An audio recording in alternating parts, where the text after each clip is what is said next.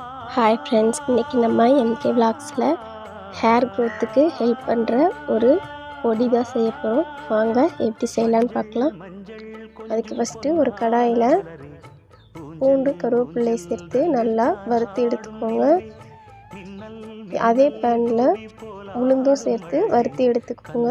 இப்போ வறுத்து வச்சுருக்க கருவேப்பிலை பூண்டு கூட வரமிளகாய் சேர்த்துக்கோங்க. உளுந்து இந்த அளவுக்கு நல்லா செவந்து வரணும். இப்போ உளுந்த மிக்சியில் போட்டு லைட்டாக பொடி பண்ணிடுங்க. இது கூட கருவேப்பிலை, பூண்டு, வரமிளகாய், உப்பு சேர்த்துட்டு நல்லா அரைச்சி எடுத்துக்கோங்க. அவ்வளவுதான், ஹேர் க்ரோத்துக்கு ஹெல்ப் பண்ணுற பொடி ரெடி ஆயிடுச்சு.